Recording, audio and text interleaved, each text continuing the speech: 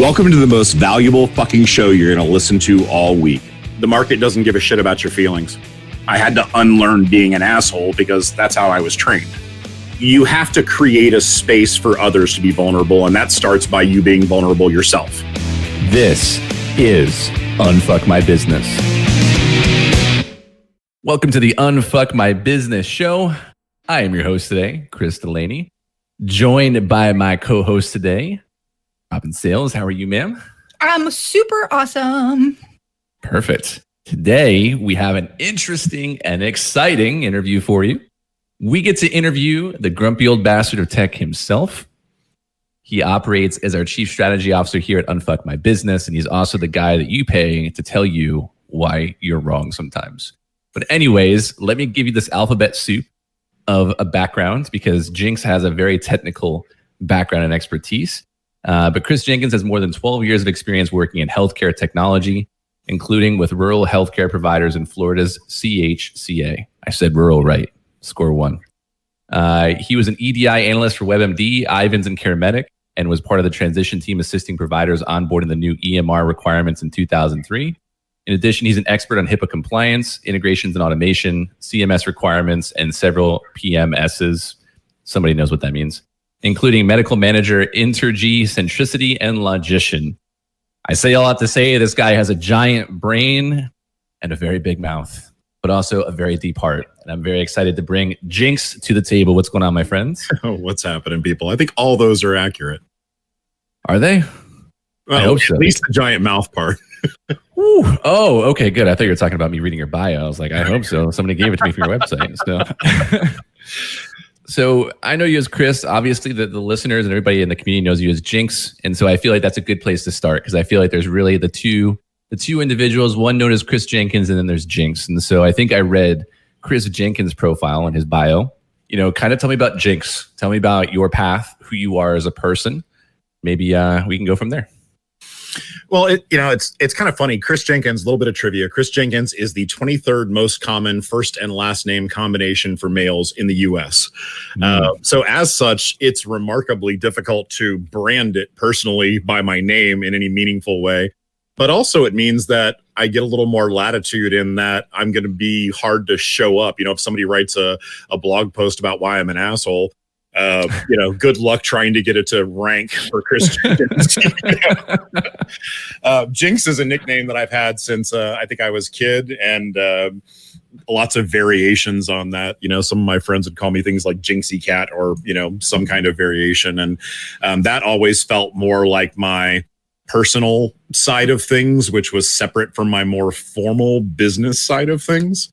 But over the last, 8 to 10 years, those lines have gotten blurred a lot. So a lot more people in the business world see Jinx these days, I think.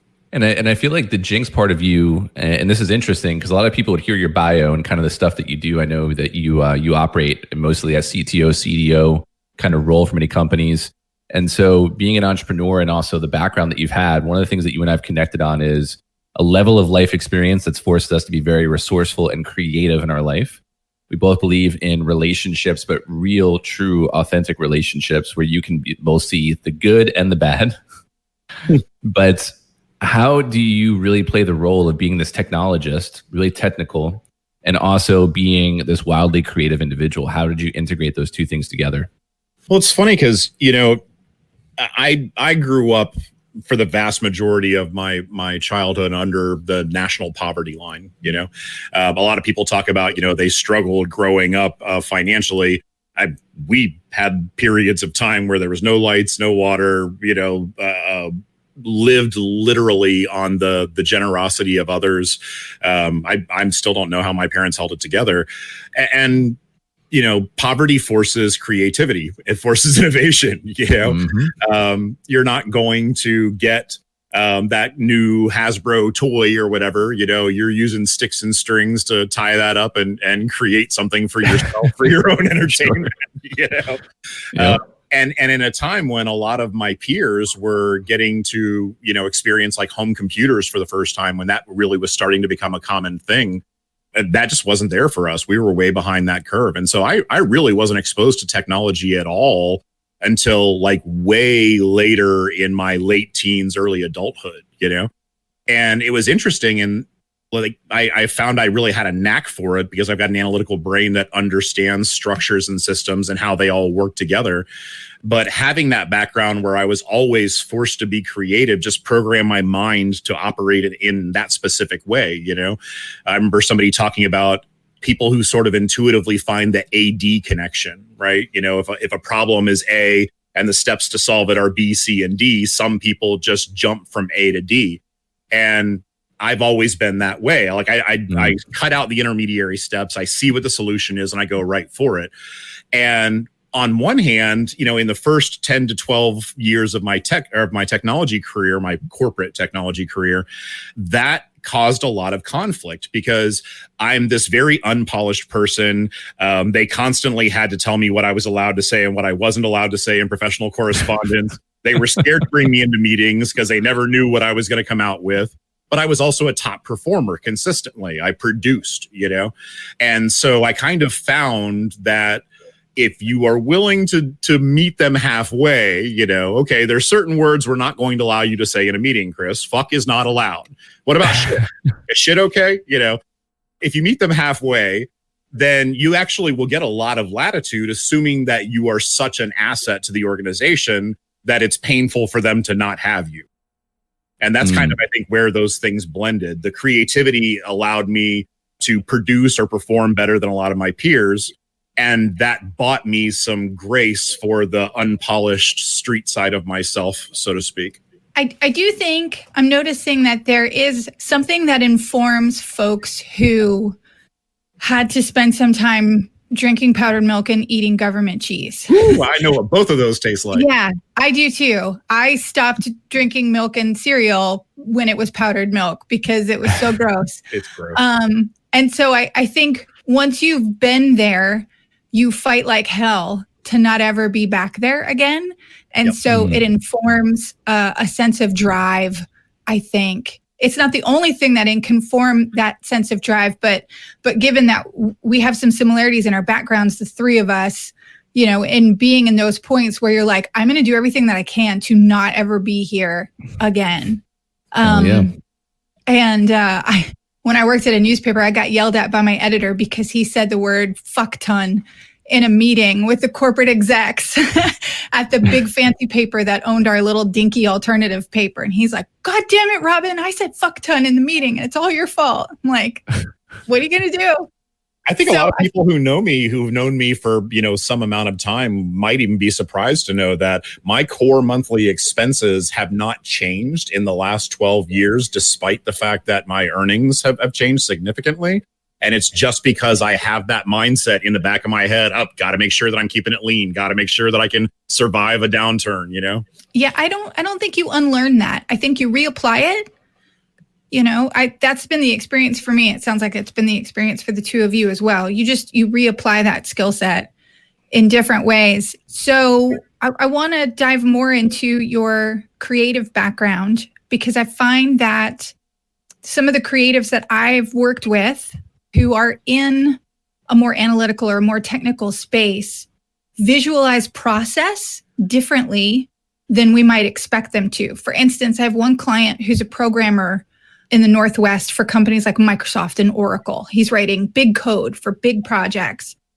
But he looks at that code the way a composer looks at music on a sheet of paper, right? It's not X's and O's for him or ones and zeros, right? And so I wonder how you look at process and code and what the visual comparisons are from your creative brain. I think one of the reasons why I hire senior software engineers instead of being a senior software engineer is that, to me, code has always been a language that I'm trying to use to translate a visual process in my head versus, you know, people who have a better understanding of abstract concepts of classes and systems and all the rest of that, who are just working from a purely analytical perspective.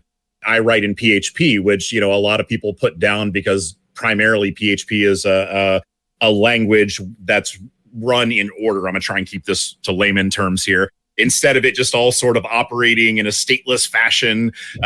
Like PHP is executed step 1, step 2, step 3, step 4. And in my head, I have a visual thing that looks like that. And so like it aligns well for me that way, you know? And in business processes as well, you know, I have that picture in my head of the little boxes moving down the assembly line, you know, and that's a really metaphorical thing, you know, because mostly we're talking about people processes, not like manufacturing processes. But I'm really looking at it from the aspect of, you know, how is this information or how is this piece of work moving from one place to another? And it's really visual, like an assembly line in my head. In some ways, I think that makes me not as good at like documenting perhaps or conveying some of that information. And I'm glad to have partners that help me translate that sort of abstract concept into something a little more usable to everyone else. But then also, because I'm looking at it that way, because I'm visually analyzing it, things that are broken in the process stick out to me visually. You know, I'm seeing where the broken part is. And that's kind of hard to describe if you don't think that way. But I know for any graphic designer out there, if you've ever looked at a layout and there's one element that's like 2 pixels off, it's the same thing. For you, it's huge. Other people might not see it at all, but for you, you see it's broken right there. So I hear from you a level of excellence that you see, but also I think one of the things you were talking about before, that informing and the resourcefulness, which is super interesting, is I think that when you have to be resourceful, especially at a young age, I think a few things happen. One, you either move closer towards relationships or away from them completely. The second thing is I think that you get so used to getting in the moment to solve problems that you see emerging patterns much faster than everybody else. So when you were saying A to D, I think that's the other thing too, is because in our world, you know, if you're listening and you did go through those challenging times, you know, that decision is between you and having food or you and having to do some things that we take for granted. So, you know, taking that creativity, that resourcefulness and kind of tying it into, you know, your work makes a whole lot of sense, because you said they can't fire me if I'm their top performer, which is an edge, which is super, super interesting. But there still is that edge of the grittiness of the individual. Well, it's, you know, I mean, one of the things that I kind of pride myself on is that I'm able to stay really, really calm, cool, and collected under extreme pressure. And I'm good at making good decisions on the fly, generally, mind you. There are times when I don't make good decisions, usually involving lots of alcohol. But in more instances than not, you know, when I'm looking at like business things or life things even, I've always been really good at quickly evaluating a situation and making a decision, even under stress, that carries us forward. And, you know, that time that I spent between 16 and 20, when I was essentially, you know, a street rat living a life of crime, sometimes those are life and death decisions. You know, I've had guns pointed in my face and had to make a determination for myself. Is this person just flexing on me, or am I really at risk of being shot here? Because sometimes the right answer is to look them in the eye and dare them.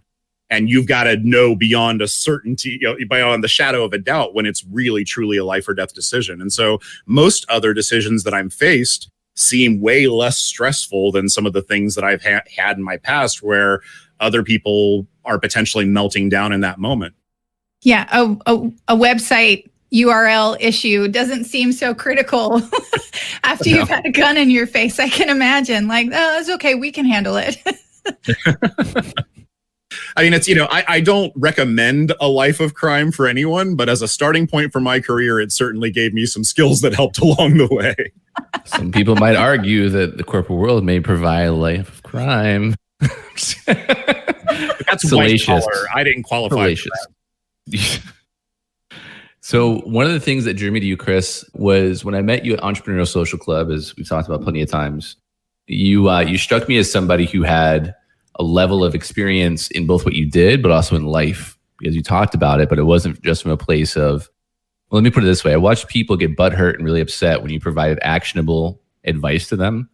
And it spoke to really their inability to control their emotion as opposed to the actual action required. So it cut to the core, and I like that a lot. And so what I would like to know is, if you were going to distill down your philosophy on business and entrepreneurship, which is more of a, you know, what do you stand for in this and your view on this, in one sentence, what would it be?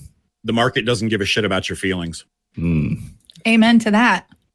And I mean, it just doesn't, you know, we talk about life experience. By the time I was 30, I had been to jail. I had gotten out of jail, gotten married, had 2 kids, had a business that I lost, tried to form another one. That one failed too. Squeezed my way into technology. I delivered pizza. I'd cooked. I'd worked day labor. I'd worked in factories. I had done whatever it took to survive in the moment. And as a person, right, that's the market of our lives, right? The world, the universe, reality doesn't give a shit about your feelings either. You either produce and you get food and you procreate and you pass your genetic material on, or you don't, And I really like the approach that evolutionary biology, or maybe not evolutionary biology, but genetics, really, the concept of genetics and evolution, right? Your genes don't care about you individually. They're just trying to propagate. And all of the things that we evolved to get good at are things that help your genes propagate. But other than that, nothing cares, People starve to death every day, and the vast majority of the world doesn't give a shit about that. Why would anyone think that business is going to be nicer than that? Yeah, I mean, it's a harsh reality, especially when we grow up with people getting participation trophies and a lot of other things. So I think that could be a conversation for another time. So let me ask you this question too. How do you balance the creative and technical aspects of your business, or the aspects of your roles in business life and relationships? I think I'm a fan of the idea of how you do anything is how you do everything. And I think those 3 core areas kind of fulfill that. But how do you balance creative and technical in those roles in each part of life, relationship, and businesses? I wish there was a really simple answer to that question, but there's just not. I've gotten lost in those roles multiple times and had them wildly imbalanced. I mean, over the last 10 years, I've been creative in business, but my actual creative side, the writer side of me and the painter side of me have been wildly neglected. We tend to shift focus based on what our survivometer says is the important thing right now, and especially when you're building a business from the ground up. And I mean, literally from scratch. I made $29,000 my first year in business as a married dude with 2 kids, Mm-hmm. So like you lose that stuff. And one of the things that I've been really trying hard to focus on over the last year or 2 is bringing those things into balance, because we can be really predatory with our own skill set internally. And I don't think people really realize that. And not just predatory, but exploitative, which is a weird thing to say, that you're exploiting yourself, right?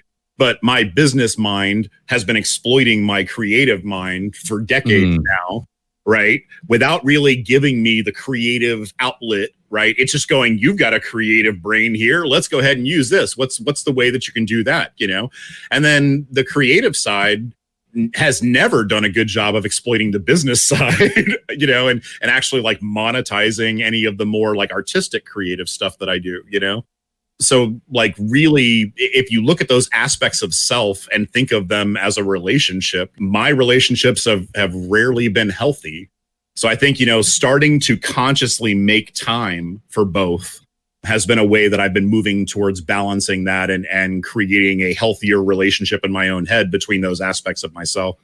Love what you stated in there, the duality between the 2 voices and the 2 minds, between you said the technical and the creative, and creating the space. And that's a great way to explain that.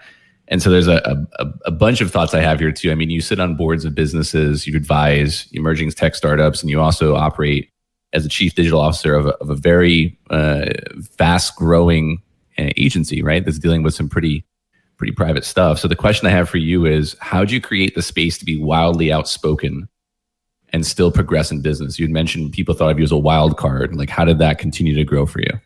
Well, on one hand, I mean, a lot of personal growth has had to happen. And in every business relationship that I've had, I've probably at one time or another hit a wall where someone's like, whoa, okay, look, that's, I get it. That's you, but that's just not good for us. So we can't have that, and that's, that's reasonable, right? Market doesn't just give a shit about your feelings. So, my current CEO has had moments where she's like, Chris, I love you. We have a great relationship and I love you for who you are. And I'm not trying to censor you in any way, but this kind of conversation, where you're really, because I can be argumentative on social media. I know this might no way. No way. But, she's like, this conversation's just a little too aggressive. And I don't think that that's a good representation of our brand, And for me, that's fair. I mean, any of those business relationships, there has to be that give and take. But at the same time, I think most people are so worried that letting some, negative per se aspect of themselves show up in public is going to hurt their business prospects, that they never show out. You know what I mean? And so for me, I would much rather find the boundaries and borders and go, okay, cool, this is acceptable, this isn't, whatever, that gives me maximum freedom. Whereas, some people never test those boundaries or borders at all, and they're locked in their own cells, much less, what somebody else might have put on them. And I think that's so crucial to think about, is the idea of, you said I operate with complete freedom, because you pretty much paved the way for that freedom to happen. There was a price to pay there. There was the conflict and the other things that happened. But it brings up another question, which is, and we've had this discussion before too, vulnerability as a tactic is used often, especially in today's world where copywriters write things for people and it's all about exploiting the emotions of things. How do you handle or think about the idea of vulnerability, especially when it comes to the words that you write, the conversations that you have, and the things that you're involved in? How do you lead with vulnerability? One of the things that I think is so critical, and a few folks have touched on it. I've got a chapter in my book where I really talk about it at length. You have to create a space for others to be vulnerable, and that starts by you being vulnerable yourself, right? And so, when I go out there and I talk about some of the fucked up shit that's happened to me over the years, or some of my own deep problems, things that I wrestle with, one of my chapters, talks very honestly about my relationship with alcohol, which is not always healthy. And, I got some really great feedback on it. But one of the commenters is like, I really enjoyed this, but I do want to make sure that I'm not reading the literary equivalent of snuff porn here, which I thought was, to me, I feel like I nailed it. Like if I'm causing that sort of a visceral reaction, I think that means that I'm on track, right? When you are so willing to be open to that level, vulnerability is a tactic. I mean, sure. Okay. The tactic is I'm trying to engender a relationship that's based on trust. And vulnerability is a currency that says, okay, we can do transactions of this level. We can operate with this level of trust because I'm willing to show you completely who I am. Now, in some cases, I've had people who don't want to do business with me based on my politics, for instance, right? That's fine. I don't feel like that's a loss at all. That's actually a sort of a benefit from being that open, is that you disqualify people who aren't going to be good partners and good customers, But the relationships that you do make when you're that open, they're just that much stronger because they're based on a level of trust that most people don't have. Jinx, would you agree that when it comes to vulnerability as a tactic, intention plays a huge role? Oh, 100%. I mean, that phrase sounds cynical. Yeah. But I'm not offended by it at all, right? Because vulnerability is a tactic to exploit. Okay, that's fucked up, right? But vulnerability as a tactic to create a trust-based relationship where you can be open to a higher level than what most people can. I mean, vulnerability is a tactic. Okay, cool. That was my tactic and it worked. We now have a higher level trust relationship. That's not a bad thing. So, making a cynical read on that phrase, I see why it makes sense. And we certainly see that kind of exploitation out there, but I'm not offended by it at all. Good. Yeah. And I think I wanted to just get that differentiator out there, that like, if your intentions are good, who cares what tactic you use? If your intentions are good and you follow up with, actions that are focused on community building, and to borrow your phrase that you use all the time, like, I think as long as you're the rising tide that's lifting all the boats around you, then use every tactic at your disposal, and I've certainly seen you deploy some fairly controversial tactics that work extraordinarily well. You are a community builder extraordinaire in my experience. Has that always been the case for you? Have you found that community sort of always build up around you? No, it's definitely not always been the case. No, I mean, I think what most people don't really know about me, if there's like one sort of secret or whatever that I think a lot of people would find surprising, it's that I'm really an introvert, deeply an introvert. I am worn out very quickly by having to engage in public, big parties. I'm always the guy who finds a comfy chair in the corner close to the bar.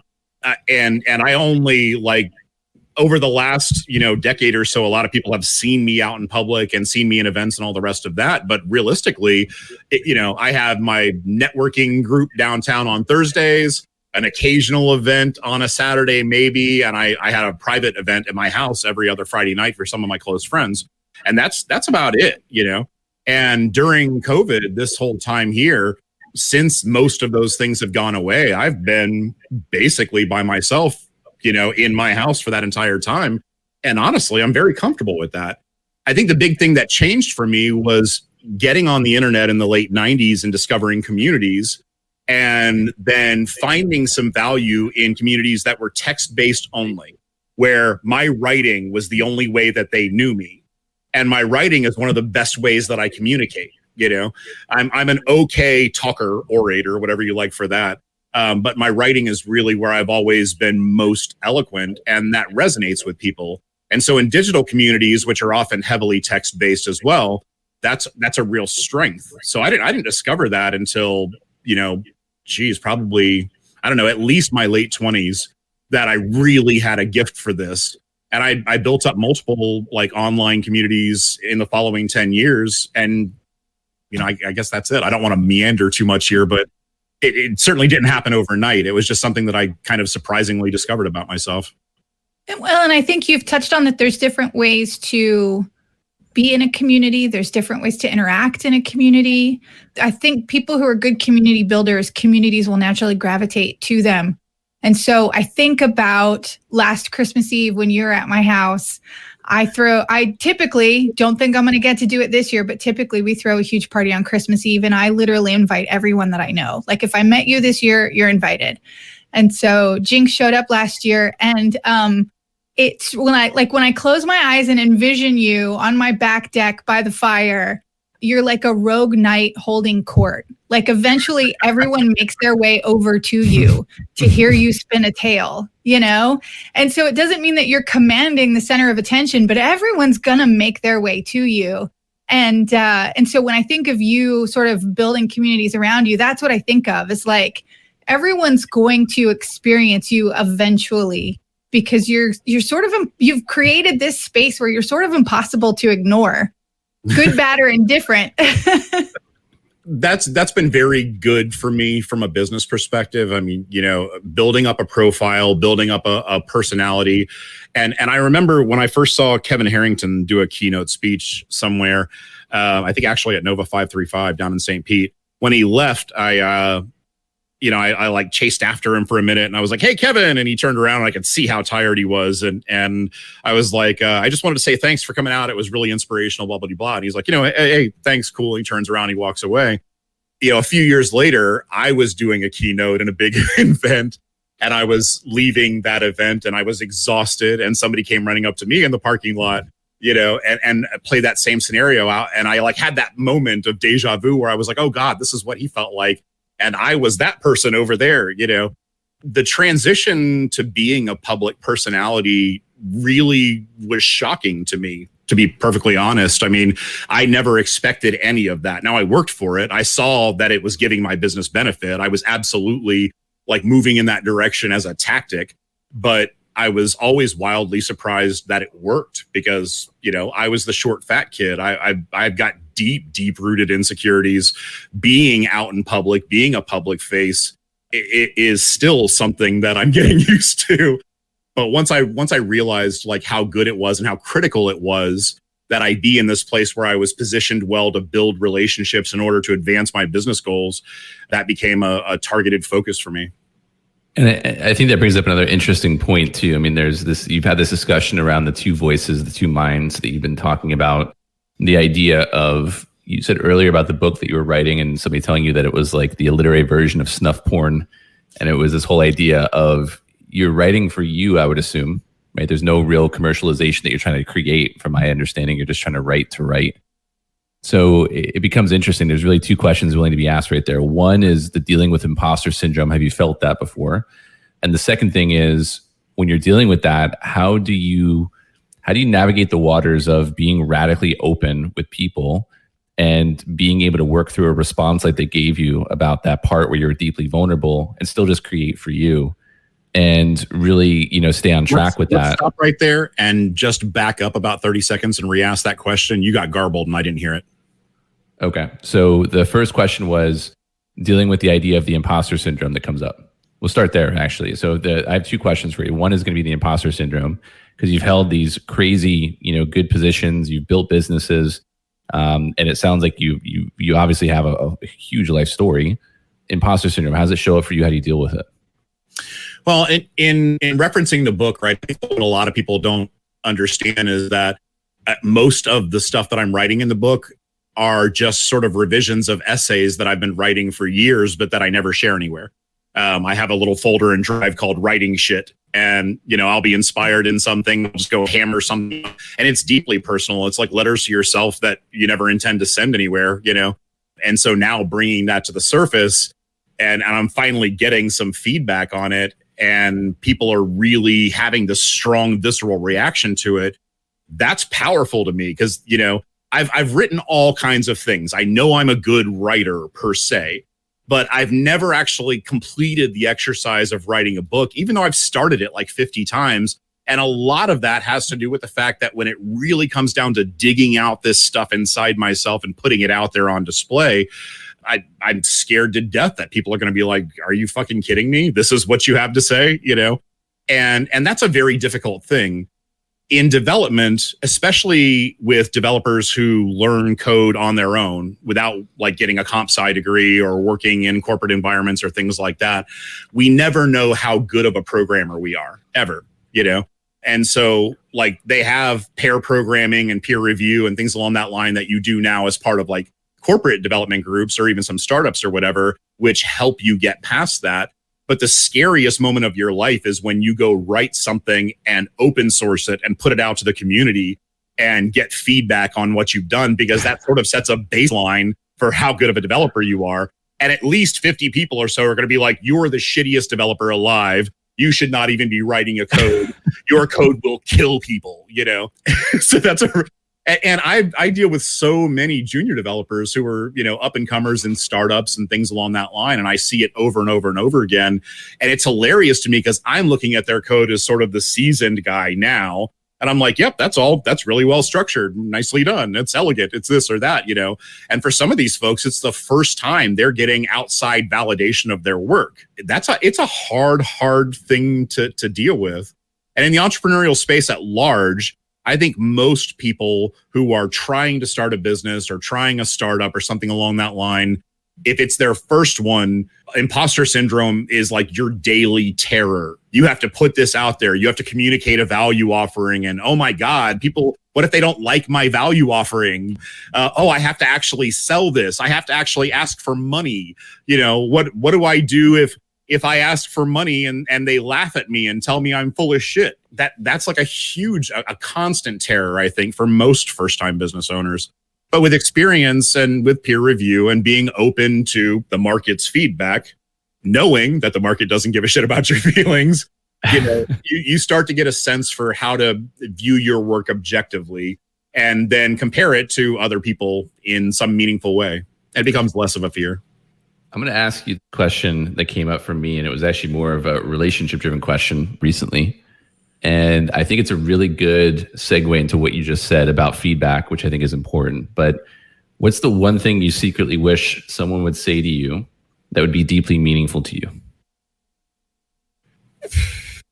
I mean, realistically, there's probably a list, all things considered. For all my grumpiness, I think, the people who know me closest know that I'm, gooey in the middle. And not just because of my corpulent build, but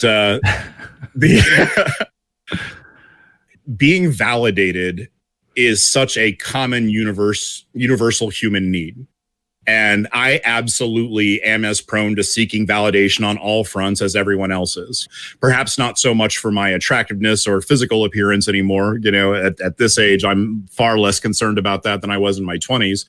But, the validity of my work and the validity of my message, the validity of my passions and beliefs, this feedback that I'm getting as I write is supremely critical or important to me. And I think one of the most incredible things that ever could happen is I complete this book and I put it out there and somebody comes up to me and says, I read this and it saved my life. You know what I mean? Like being validated in that way, knowing that the price of the pain that I've paid can help someone else, that would be just huge to me. I mean, that's deeply meaningful stuff. I mean, that's getting into a sense of purpose. And, I want to dive into all this stuff too, because I mean, the goal here is to get people to get to understand you, and because you're prominent within our community, but there's so much to know and understand, and to be around you is to know that if you go deep enough and focus on having that conversation, if you can work through the feedback that you might provide that doesn't feel good sometimes for people. I know that's happened to me before. We've talked about it. Like we've one of the things I like about you, one of the things I love about you, I should say, is that you're able to provide thoughtful disagreement. And I think thoughtful disagreement is one of those things that so many people ignore when it comes to that sense of validation and reflection. It's one thing for somebody to walk up to you and give you a compliment. It's another thing to have a disagreement and be able to walk away from that conversation and feel closer as a result versus further apart. And I think that's one of the things that really strikes me about you. And that leads me to this question, which is, what's the hardest thing you've had to learn as a leader of people? I know you went through some challenging times this year, especially with everything going on because you work with large teams. But what's the hardest lesson you've had to learn as a leader of people? My upbringing, my father was in the military and is a very authoritarian person. He went from military to law enforcement. So if you have an archetype in your head of what kind of person that is, that's probably accurate. And he had a very yes sir, no sir, hard line approach to discipline. And I found, that as an adult, I mirrored that. And when you're in the military, when you are in charge of troops and all the rest of that, in the course of battle, you probably don't have time to consider the emotional well-being of the people that you're giving commands to. There's a reason why that system of leadership exists, and it has its place. In business, I think we really screw up sometimes because I have taken more authoritarian, hardline stances in the past in leading people and didn't really account for the emotional impact of how I delivered that information. And I've unintentionally, emotionally hurt a lot of people just by being flat out and oh God, what's the word? Just terse, I guess, is probably a good adjective there. Here's what needs to be done. Step 1, step 2, step 3. I don't have time for anything else. Fix the problem. Let's get on it. Go. And while the market may not give a shit about your feelings, I've learned that good leadership has to. You can't just treat your people like machines. It doesn't work that way. You've really got to understand the impact of asking them to work harder, to stay later, to put that extra time in, to sacrifice family time. And in learning for myself the impact of that and growing my own business and sort of weighing the impacts on my personal life of the business decisions that I had to make, I think I have a lot better understanding now of what it's like to be them in that scenario when they're being tasked to go beyond, And especially when it comes to more junior employees who are on a growth track, I don't want to be the person that makes you leave development because you're like, you know what? Developer managers are fucking assholes and I don't ever want to work in that industry again. I don't want to squash people's creative growth. I don't want to squash their passion. Never shit on someone else's joy. And so I've really had to consciously do some self-evaluation and some personal inventory, I think is the trendy phrase, to determine how I talk to people. And so that I'm very flattered that you said that was one of the things that you respected about me, because it's something that I've consciously had to build and work on and learn. I had to unlearn being an asshole because that's how I was trained. And it kind of becomes tricky, right? Because I think I'm going to make an assumption, and you guys tell me what you think. But I think for those who grew up in that sense of having to be resourceful, as I mentioned earlier, our work identifies us hardcore because it's a place we can get immediate feedback. Because chances are we didn't get a lot of feedback. The feedback was the market doesn't give a shit, right? But I think that as you grow and as you're leading people, your business can never grow beyond your thermostat for growth itself. And I think that, as we're having that discussion, conflict is definitely needed, but that sense of feedback and that validation, I think, is a critical force, because it says more so than anything, I think most people struggle with the idea is that when somebody's telling you that your work sucks, you're not working hard enough, what we're actually hearing in that moment sometimes is you're a terrible human being. And that becomes the thing that you carry, because then you're like, well, if I'm a terrible human being, like, what's my real value? So I like the message that you're sharing about the market doesn't give a shit. And I think I like to phrase it in the idea of divorce your sense of personal self-worth from your market value, because you can kind of explore that avenue. And I think that I would love for somebody who's a little bit further down the road in age and experience, for me, as leading these businesses and as you're making decisions to get involved in things, how are you employing a level of bringing your creative, that grittiness, who you are at this moment in time to those ventures, and what excites you about them? Well, I think that at this point, it's not as much that I'm bringing that grittiness to the conversations, I guess. I'm trying to figure out how to describe this well. That brand equity is how people have gotten to know me.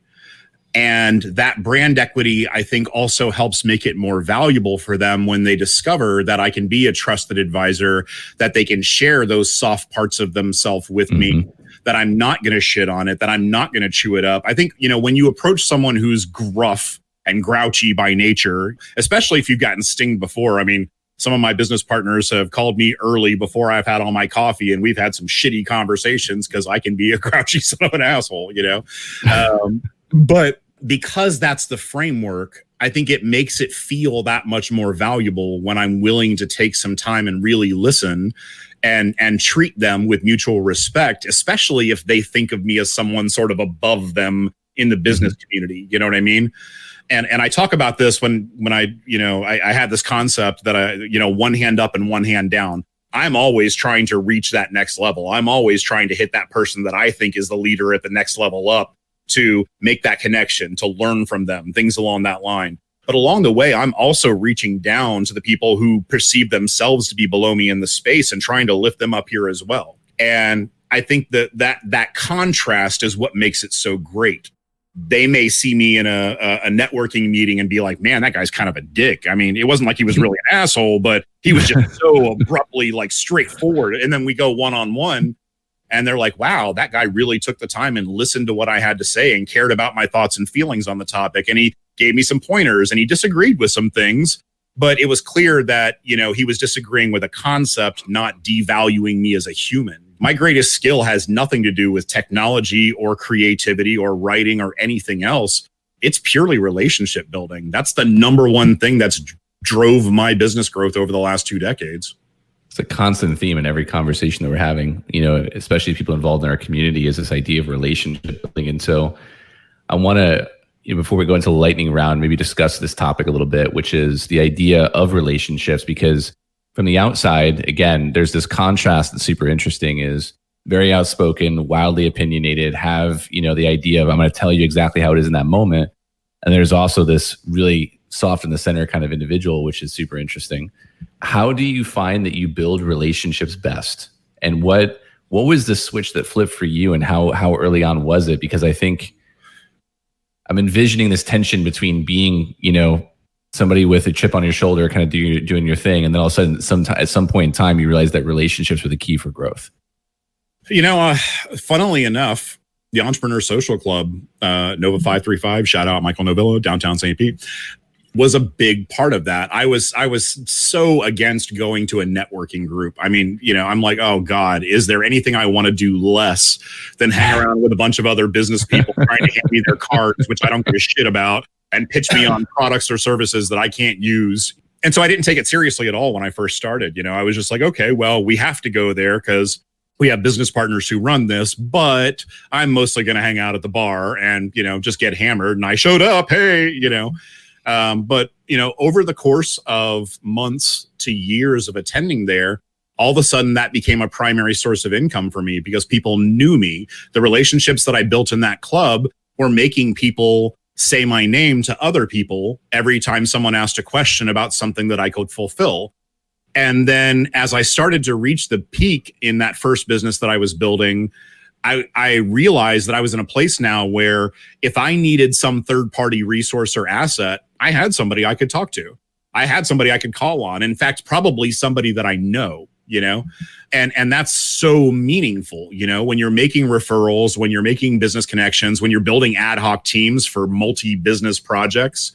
Having that community of people around you with resources where you have a pre-existing relationship, and trust each other, like it's fundamental to being able to execute quickly. And so I was able to take on bigger projects than I would have been able to and get into things that I normally would have had no access to because I could quickly spin up a team of all the relevant people to help pull this off, And that's just been huge to me. And then people started realizing that I was a referral source because every bit of business that came into me that I didn't want or wasn't a good match, I was sending it out without asking for anything in return. And so that just deepened our connection as well. Love it. I love it. And this is the first conversation. I mean, of course, there's so much we could dive into and we could definitely pop into it. But now we get to kind of flip the script a little bit. This is typically, Jinx, you're the one asking these questions, but I'm going to pass over to Robin to hit you with the lightning round. Woohoo. Buckle your seatbelt. So you know how this goes. Don't think it too hard. Answer from your gut. And let's do the lightning round. Cocktail of choice. Dirty vodka martini with 3 olives and 2 pickled onions. So specific. Love it. What is your go-to de-stress method? Violent video games wherein I rack up high body counts. Pew, pew. Apple or PC? Oh, PC across the board. High five, my friend. It's you and me versus the world. Peanut butter, crunchy or smooth? I prefer smooth. Yeah. I'm a smooth kind of guy. Smooth kind of guy. Inside or outside? In what context? Whatever first context pops into your head. Ooh, I live in my cave in front of my computer, so I think inside rings my bell.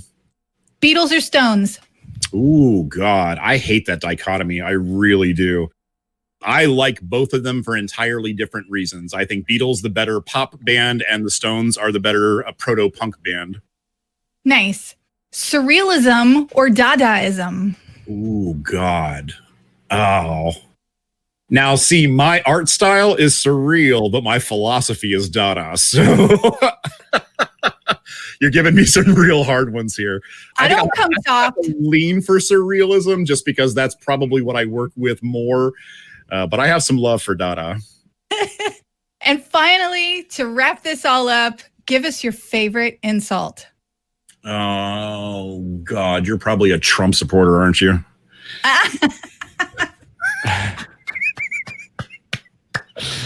Nice. And we are officially apolitical here at the Unfuck My Business show. The opinions expressed within do not necessarily reflect the opinions of the organization. Just kidding.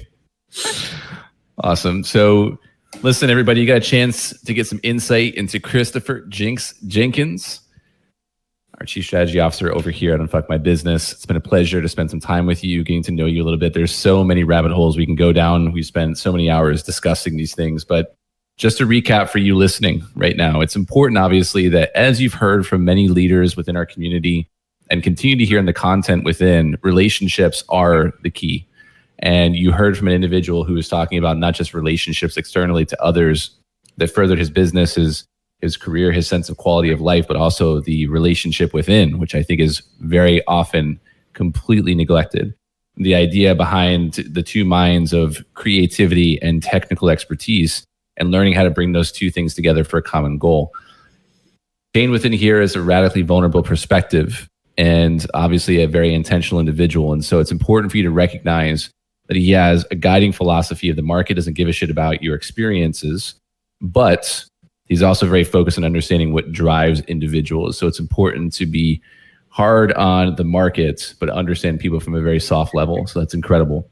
So with that said, we want to make sure that if you do want to connect with Chris, all of his info, it will be in the show notes or in the description below. So we can grab that for you as well. And if you're not a member of the Unfuck My Business community on Facebook, make sure you go there as well.